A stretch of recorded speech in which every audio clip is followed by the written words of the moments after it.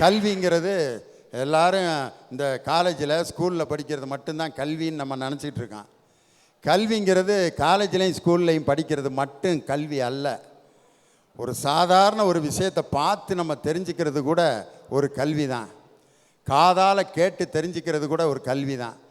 இந்த 3 மணி நேரம் நாம் பேசும்போது நீங்கள் கேட்டுக்கொண்டிருக்கக்கூடிய இந்த கேள்வி கூட ஒரு கல்வி தான். இதுக்கு போய் ஒரு காலேஜில் போய் படிக்கணும்னு அவசியம் இல்லை. என்னுடைய மன உணர்வுகளை நான் உங்கள்கிட்ட சொல்லும் பொழுது அது உங்கள் மனசில் ஒரு பாதிப்பை உண்டாக்கும். இதுவும் கல்வி தான். அதனால் கல்விங்கிறது ஒரு எல்கேஜி யூகேஜியில் சேர்ந்து ஒரு பெரிய டிகிரி வாங்கிறது மட்டும் கல்வி அல்ல. ஒரு சாதாரண ரோட்டில் செருப்பு தைத்து கொண்டிருக்கிறான் பற்றியா ஒரு தொழிலாளி, அவன் தைக்கின்ற அந்த தொழில் கூட ஒரு மிகப்பெரிய கல்வி. அந்த செருப்பு தைக்கிற வேலையை ஒரு எம்ஏ பிஹெச்டி படித்த ஒரு மிகப்பெரிய டாக்டரேட் வாங்கின ஸ்காலர் அந்த வேலையை செய்ய முடியாது. தந்தை பெரியார் தான் சொல்லுவார், எந்த தொழிலும் மோசமான தொழில் என்று உலகத்தில் எதுவுமே இல்லை, ஒவ்வொரு தொழிலும் ஒரு படிப்பு, இந்த தொழிலை மற்றவர்கள் யாரும் செய்ய முடியாது, அதனால் அந்த தொழிலில் அவன் மிகப்பெரிய படிப்பாளி, அவனும் படிப்பாளி தான் என்று. கல்வி என்பது ஒரு இன்ஸ்டியூஷனில் சேர்ந்து வாங்குகிற டிகிரி இல்லை, நாம் அனுபவத்தில் பெறுகின்ற கல்வியும். அதனால் இளைஞர்களுக்கு கல்வி இன்றைக்கி ரொம்ப முக்கியமாக, பொருளாதாரம் முக்கியமாக அப்படின்னு பொருளாதாரத்தை பற்றி பேச வந்திருக்காங்க. பொருளாதாரம், காசு. இன்றைக்கி இந்த நாட்டில் நம்ம இந்தியாவில் இருக்கக்கூடிய டெல்லியில் இருக்கக்கூடிய அந்த பாராளுமன்ற கட்டடத்தில் பார்க்குறேன், 3 அமைச்சகம்தான் பக்கத்தில் பெரிய ஆஃபீஸோடு இருக்கான். எந்தெந்த அமைச்சகம் தெரியுமா? உள்துறை அமைச்சகம், நிதி அமைச்சகம், இராணுவ அமைச்சர். இந்த 3 பேர் தான் பாராளுமன்றத்துக்கு பக்கத்தில் இருப்பாங்க. அவங்களுக்கு தான் பெரிய பெரிய ஆஃபீஸ். எதுனா home department, defence department, finance. இந்த 3 மினிஸ்டர்ஸ் தான் முக்கியமான மினிஸ்டர்ஸ். மற்றவங்கெல்லாம் அதுக்கப்புறம் கல்வி, மனிதவள மேம்பாட்டுத்துறையெல்லாம் 6வது 7வதுல இருப்பார். ஒரு நாட்டினுடைய வரலாற்றை தீர்மானிப்பது எது அப்படின்னு சொன்னால் பொருளாதாரம் தான், நிதி அமைச்சர் தான். அதனால் இன்றைக்கி நிதி என்பது ஒரு முக்கியமான ஒரு விஷயமாக போயிடுச்சு. காரணம், இன்றைக்கி இந்த நாட்டில் திடீர்னு ஒரு நிதியில் ஒரு மிகப்பெரிய புரட்சியை நம்ம பாரத பிரதமர் மாண்புமிகு நரேந்திர மோடி ஐயா கொண்டு வந்தார். திடீர்னு 1000 ரூபாயும் 500 ரூபாயும் செல்லாதுன்ட்டார். அந்த நேரத்தில் நடந்த அநியாயம் இருக்கே பாவம், மக்கள் ஒன்று 500 ரூபாயாக சேர்த்து வச்சிருந்தாள், 1000 ரூபாயை சேர்த்து வச்சிருந்தாள். அன்னைக்கு பூரா ஏடிஎம் மிஷின் தான் நமக்கு கோயில் மாதிரி ஆயிடுச்சு, ஏடிஎம் மிஷின் தான் நமக்கு பள்ளிக்கூடம் ஆயிடுச்சு, ஏடிஎம் மிஷின் தான் நமக்கு வீடாக மாறிடுச்சு. வரிசையில் 1000 பேர் 2000 பேர் ஏடிஎம் மிஷினில் நின்று அந்த ரூபாய்களை மாற்றிக்கிட்டு இருந்தாங்க. அந்த 1000 500 ரூபா செல்லாமல் போனது என்ன ஆச்சுன்னா, ஒரு பெரிய குளத்தில் அந்த நீரை பூரா உறிஞ்சு அங்கே இருக்கக்கூடிய மிகப்பெரிய மக்களை தீங்கு செய்யக்கூடிய உயிரினங்களையெல்லாம் நான் பிடிக்க போகிறேன் அப்படி நினச்சி ஒரு குளத்தில் இருக்கிற தண்ணீரை பூரா உறிஞ்சார் பாரத பிரதமர். முதல்ல பூரா தப்பிச்சு போயிடுச்சு. செத்து போனது யாருன்னா அப்பாவி மீன்களும் சாதாரண உயிரினங்களும் தான் செத்து போச்சு. இன்னைக்கு அதிலிருந்து இந்தியா மீண்டு வரவே முடியல. அதுக்கப்புறம் ஜிஎஸ்டின்னு ஒரு வரியை கொண்டு வந்தாங்க. இன்றைக்கி பெட்ரோல் பார்த்தீங்கன்னா, பெட்ரோல் போடாமல் தண்ணியில் வச்சு ஓட்டலாமா வேணாமான்னு இன்றைக்கி அவன் யோசனை பண்ணிகிட்டு இருக்கான். சார் இப்போ பெட்ரோல் விலை அப்படின்னு, நேற்றுக்கு இன்றைக்கி விலை மாறிடுச்சு, 100 ரூபாய்க்கு கொண்டு போய் நிப்பாட்டிடுவாங்க போல இருக்கு. அப்போ ஒரு மனிதனை மிகப்பெரிய பாதிப்புக்குள்ளாக்குவது பொருளாதார பிரச்சனை. அதற்கு அடுத்து கலாச்சாரம், வாழ்க்கையினுடைய நெறிமுறைகள், நம்ம எப்படி மற்றவங்கள்ட்ட வாழ்கிறோங்கிற அந்த நெறிகளை நமக்கு கற்றுக் கொடுப்பது கலாச்சாரம். இளைஞர்களுடைய நல்வாழ்வை பெரிதும் தீர்மானிப்பது கல்வியா, பொருளாதாரமா, கலாச்சாரமா? சொன்னாரு, திருமணம் ஆன பொண்ணு நெத்தில நான் வைக்கிற பொட்டு, தாலி, மெட்டின்னு சொன்னார். அதை பற்றி நான் சொல்லிடுறேன். ஒரு திருமணம் ஆன பெண்ணு தாங்க ஐயா, நெத்தில பொட்டு இல்லை, கழுத்தில் தாலி இல்லை, காலில் மெட்டி இல்லை, தலையில் பூ இல்லை, மொத்தத்தில் அவள் பெண்ணே இல்லைங்க ஐயா. பார்த்துக்கோங்களேன், கலாச்சாரம் உங்கள் கலாச்சாரம் இப்படி தாங்க இது. அப்புறம் அக்கா சொன்னாங்க, கந்தையானாலும் கசக்கி கட்டணும்னு சொல்லிட்டு. அப்போது பள்ளிக்கூடத்தில் வரக்கூடிய பிள்ளைங்களுக்கு காலையில் வந்ததுமே என்ன தெரியுமா சொல்லுவாங்க, எல்லாரும் உங்களுடைய முதல் வேலை செஞ்சீங்களான்னு கேட்பாங்க, பல்ல வளர்க்குனீங்களான்னு கேட்பாங்க, அப்புறம் குளிச்சிங்களான்னு கேட்பாங்க. அந்த குழந்தைங்களுக்கு அங்கேயே, அதாவது பள்ளிக்கூடத்திலே அவங்களுடைய கலாச்சாரத்தை கல்லூரி, அதாவது பள்ளிக்கூடத்திலே சொல்லி கொடுத்துட்றாங்க. அப்போது நாங்கள் வந்து கலாச்சாரத்தை சொல்லி கொடுக்கலையா, பொருளாதாரத்தை பற்றியெல்லாம் நாங்கள் சொல்லி கொடுக்குறது இல்லையா? அதுக்கப்புறம் அண்ணன் சொன்னார், என்ன தெரியுமா சொன்னார்? எம்ஏ படிச்சுட்டு எருமை மாடு மேய்க்க போகிறோன்னு சொல்லிட்டு. எருமை மாடு மேய்க்கிறதுக்காக நீங்கள் இங்கே வந்து உக்காந்தீங்க? நான் கேட்குறேன். இல்லை, நீங்கள் எருமை மாடு மேய்க்கிறதுனா இங்கே வந்து உட்காந்துருந்துருப்பீங்களா?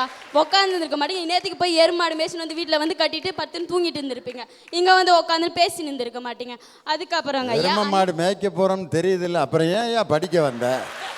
பேசாமல் 10th முடித்தோடனே ஒரு 50 எருமையை வாங்கி மேய்ச்சிக்கிட்டு இருந்திருந்தா நேரம் நீ உன்னைய பார்த்து ஒரு 50 பேர் உங்ககிட்ட வேலை செஞ்சுக்கிட்டுலாம் இருப்பேன். கேட்டியே ஒரு கேள்வினாலும் சரியான கேள்வி.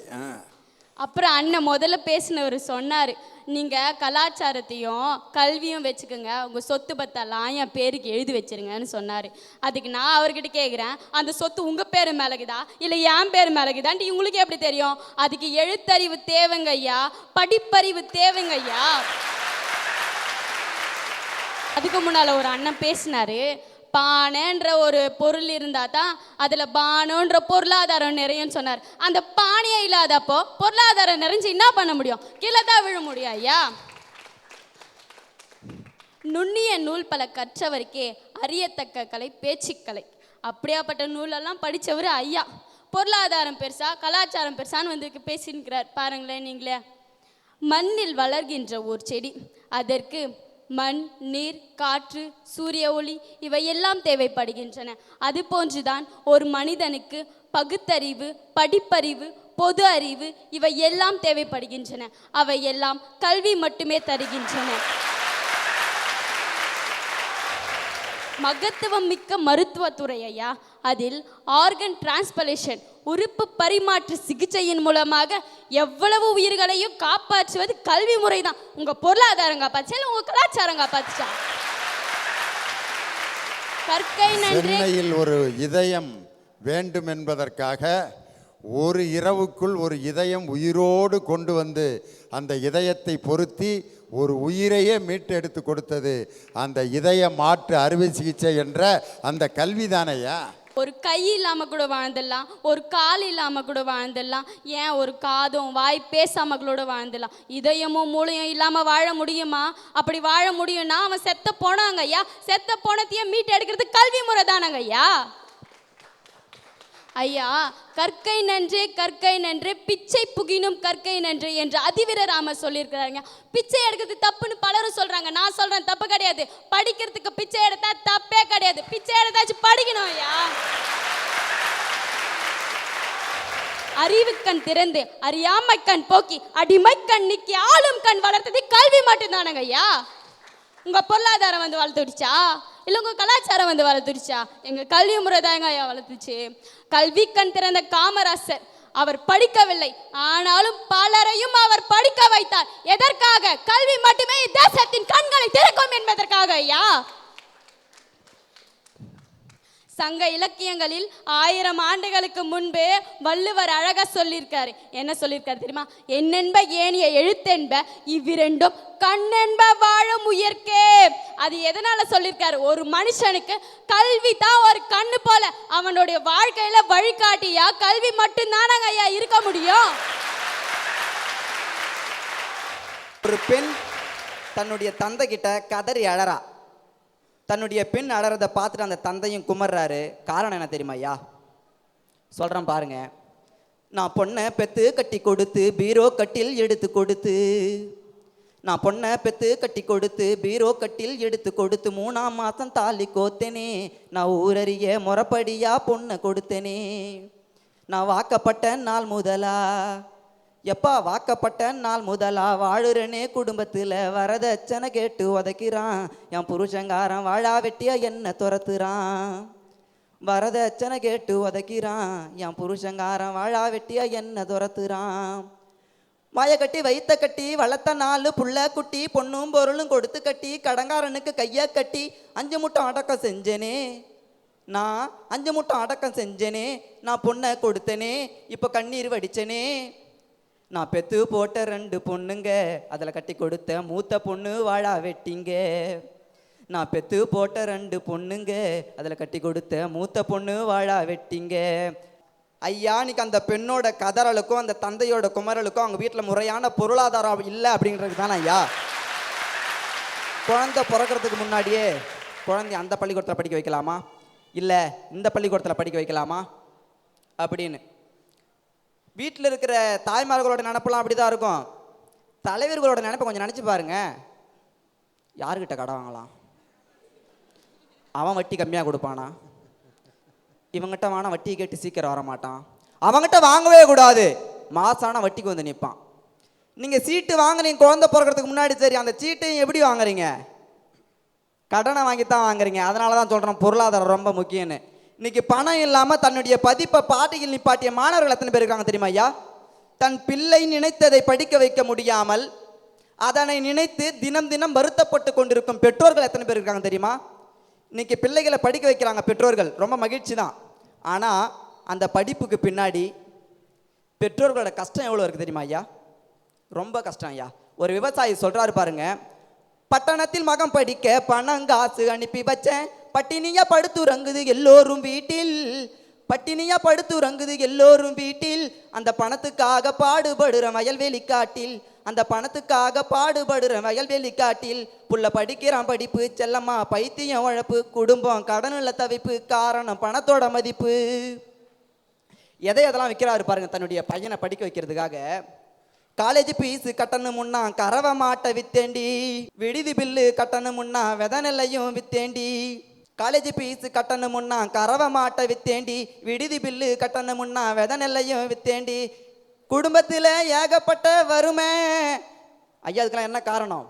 காரணம் பணம் இல்லாத கொடுமை.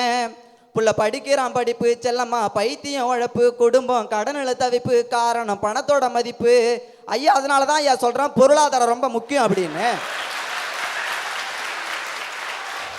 ஐயா நான் என்னோட தாய் மாமாவோட உதவியால் தான் படித்தேன். நானும் படித்து முடித்தேன், வெளியே வந்தேன், மாதம் 15,000 சம்பாதிச்சேன், பத்தலை. ஏன்னா இன்றைக்கு இருக்கக்கூடிய விலைவாசிகள் அப்படி. ஐயா முதலாம் 100 ரூபாய்க்கு பெட்ரோல் போட்டால் போயிட்டு வந்துடும், இப்போலாம் 100 ரூபாய்க்கு பெட்ரோல் போட்டால் போகுது வர மாட்டேங்குது. ஐயா நம்ம நாட்டில் வந்து எல்லாமே திடீர் நடக்குது. திடீர் விலை உயர்வு. வரும்போது 70 ரூபா கொடுத்துட்டு வந்தேன் பஸ்ஸில், போகும்போது எவ்வளோன்னு தெரியல, போனால் தான் தெரியும். அதனால் இந்த மாதிரி சூழ்நிலையெல்லாம் சமாளித்து வாழணும் அப்படின்னா கண்டிப்பாக பொருளாதாரம் முக்கியம் தானே ஐயா. பியூட்டி பார்லர்லேருந்து ரெடியாகி வர பொண்ணு காலையில் மணமேடையில் உட்காரும்ல, கூறப்படவன் ஒன்று கட்டிக்கிட்டு தாங்க ஐயா அந்த மணமேடையில் உட்காடுறாங்கன்னு சொன்னால் இதுதாங்க ஐயா கலாச்சாரம் பண்பாடு. அங்கே போய் எந்த மாடல் ட்ரெஸ்ஸையும் போட்டுக்கிட்டு தாலி கட்ட மாட்டாங்க. ஐயர் உட்காந்து மந்திரம் வேதங்கள் ஓததாங்க ஐயா அந்த திருமண தாலி அந்த பொண்ணு கழுத்தில் ஏறுன்னு சொன்னால். தம்பி வந்து ரொம்ப நல்லா பேசினான், பணம் பணம் பணம் பணம்னு அவ்வளோ அழகாக பேசினான் தம்பி. அது வேறு சொன்னான் பாருங்க, பொண்ணு பார்க்க போகிறோம். பொண்ணு பார்க்க போகும்போது என்ன கேட்குறாங்க பொண்ணு வீட்டில், பையன் என்ன படிச்சிருக்கிறான் கேட்டுட்டு அப்புறம் ஒரு வார்த்தை கேட்பாங்க, என்ன தெரியுமா, எவ்வளோ சம்பாதிக்கிறான் அப்படின்னு கேட்டார். தம்பி எனக்கு 2 பொட்டை பிள்ளை இருக்குது. நானே இந்த திருமாலோட அவதாரம் 10 இருக்குது தெரியுங்களா, 10 அவதாரம் வருது. அந்த 10 அவதாரத்தில் ராமனுக்கு தான் என் பொண்ணை கொடுப்பின ஒழிய ஒருபோதும் கிருஷ்ணனுக்கு தரமாட்டேன். ஏம்மா 2 பேரும் ஒரு ஆள் தானம்மா, ஏம்மா கிருஷ்ணனுக்கு தரமாட்டேன்னு சொல்கிறீங்க? காரணத்தை சொல்லுங்கள். ராம அவதாரம் வந்து எப்படி வாழ்ந்த அவதாரம் தெரியுங்களா? ஒரு இல் ஒரு வில் ஒரு சொல்லுன்னு வாழ்ந்த அவதாரங்க ஐயா ராம அவதாரம். இல்லை இன்னைக்கு பார்த்தீங்கன்னா கல்யாண மாலைன்னு ஒரு நிகழ்ச்சி நடக்குது. இந்த கலாச்சாரம் இந்த கல்வி இருக்குது, பொருளாதாரம் நிறைய இருக்குது. அங்கே பார்த்தீங்கன்னா பெற்றவங்க வந்து உட்காருவாங்க, உட்கார்ந்த உடனே சொல்லுவாங்க எந்த மாதிரி பொண்ணு வேணுமா, எந்த மாதிரி மாப்பிள்ளை வேணும்னு கேட்கும்போது பெற்றவங்க சொல்கிற வார்த்தை என்னன்னா, அன்பான பிள்ளையா இருக்கணும், பண்பான பிள்ளையா இருக்கணும், என் குடும்பத்தை அனுசரித்து போகணும்னு சொன்னா. இதுதாங்க ஐயா கலாச்சாரம். அங்கே வந்து 1 லட்ச ரூபா சம்பாரிச்சிருக்கணும், 5 லட்சம் சம்பாரிச்சிருக்கணும், இத்தனை டிகிரி இருக்கணும், ஒருபோதும் ஒரு பெற்றவங்களை ஆசைப்பட மாட்டாங்க. அழகாக சொன்னாங்க கல்வி. இன்னைக்கு கல்வி கடை சரக்காகி போயிடுச்சுங்க ஐயா. மார்க்கை மட்டுமே அடிப்படையாக வச்சு தானே இன்னைக்கு கல்வி நிறுவனங்கள் நடத்தப்படுது. எதை சொல்லி கொடுக்குறீங்க ஐயா? இன்னைக்கு பார்த்தீங்கன்னா ஒரு காலத்தில் காந்தியும் டாக்டர் அம்பேத்கரும் போய் பாரிஸ்டர் அப்படின்னு ஒரு பட்டத்தை லண்டனில் போய் படிச்சுட்டு வந்தாங்க. இங்கே படிக்கிறதுக்கு வசதி இல்லை. ஆனால் இன்னைக்கு இங்கே வேலூர் மாவட்டத்தில் விஐடின்னு ஒரு காலேஜ் இருக்குது. அந்த காலேஜில் பார்த்தீங்கன்னா இப்போ வெளிநாட்டில் இருக்கிறவங்களாம் வந்து படிச்சுட்டு போகிறாங்கன்னா கல்வி எல்லாருக்கும் ஈஸியாக கிடைக்குது. பொருளாதாரம் கல்வியை படிச்சுட்டா எல்லாருக்கும் கரெக்டாக கிடைச்சிரும். ஆனால் கலாச்சாரம் அப்படியா? சொன்னா இல்லை தம்பி, இன்னைக்கு காதல் எப்படி இருக்குன்னு அழகாக அதில் ஒரு பாட்டு பண்ணால் எனக்கு ஒன்றுமே புரியல. தம்பி, காதல் வந்து புனிதம்னு சொன்னது அந்த காலம்டா. நான் சொல்கிறேங்க ஐயா, அது ஒரு கணிதம்னு. எப்படி தெரியுமா? அது கவலையை கூட்டும், கண்ணீரை பெருக்கும், வாழ்நாளை கழிக்கும், தீய திட்டத்தை வகுக்கும், வீட்டை விட்டு பிரிக்கும். காதலுக்கு இப்படி ஒரு டெஃபனிஷனா? அடே அப்பா, காதல் இன்னைக்கு இப்படி இருக்கு. பாரதிதாசன் சொன்னான், கண்ணின் கடைப்பார்வை காதலியர் காட்டி விட்டால் மண்ணில் குமரருக்கு மாமலையும் ஒரு கடுகான்னா. இன்னைக்கு லவ் பண்ண பொண்ணு கிடைக்கலன்னு சொன்னா ஆசிட் ஊத்துறான். இதுவா கலாச்சாரம்? இந்த கலாச்சார மாற்றம் ஏற்படணும். அப்படி ஏற்பட்டாதான் இளைஞர்களுடைய நல்வாழ்வு வாழ முடியும் தாங்க ஐயா நான் பேச வந்திருக்கிறேன். இங்க இன்னைக்கு 1170 மார்க் இவ்வளவு கல்வி நிறுவனங்கள் வந்திருக்குல்ல, இவ்வளவு கல்வி நிறுவனங்கள், இவ்வளவு உயர்ந்த கல்வி எல்லாருக்கும் கிடைச்சிருக்கு. 1170 மார்க் எடுத்த அனிதா தற்கொலை பண்ணிக்கிட்டான்னு சொன்னா கல்வியை மட்டுமே, வெறும் மார்க்கை மட்டுமே கொடுத்த கல்வி நிறுவனம் தன்னம்பிக்கை கொடுக்கல.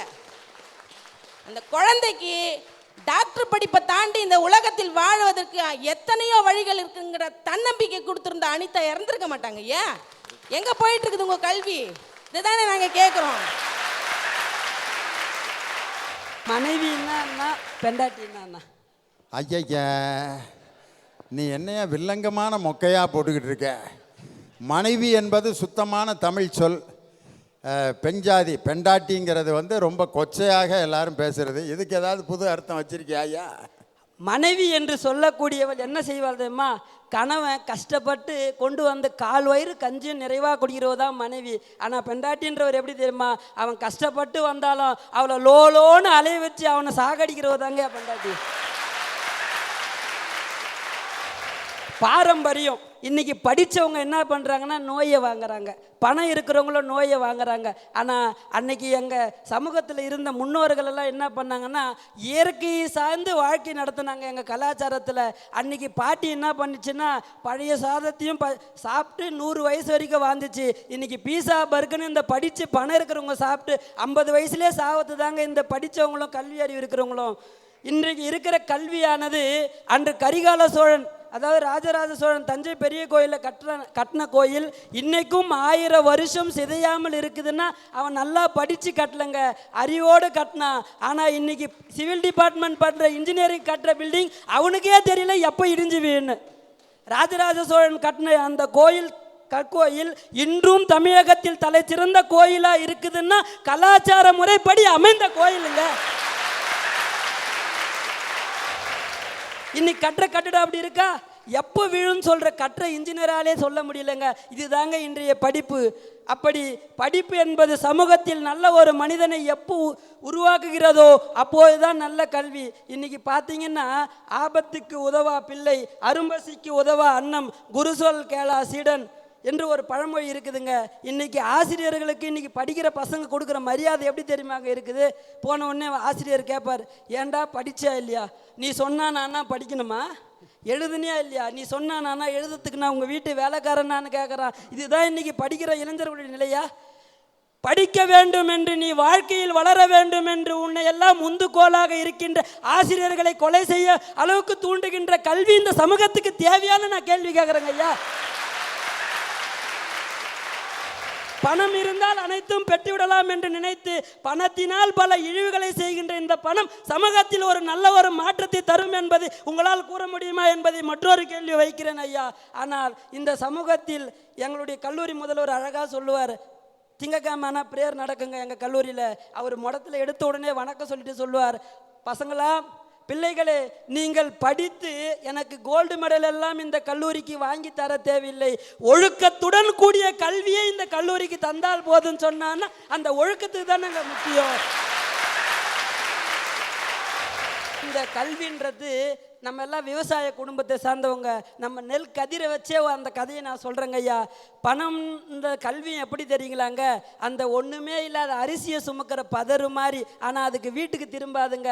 இந்த பண்பாடும் கலாச்சாரத்தையும் சார்ந்து தலை குனிந்து நிற்கின்ற கதிர் தாங்க வீட்டுக்கு வரும். அப்படி தாங்க ஒவ்வொரு மனுஷனுடைய வாழ்க்கையை தீர்மானிக்கிறது கலாச்சாரமே கலாச்சாரமே என்று சொல்லி அரியதொரு வாய்ப்பை நல்கி அனைவருக்கும் நன்றி பாராட்டிடம் சாருகிறேன். நன்றி, வணக்கம்.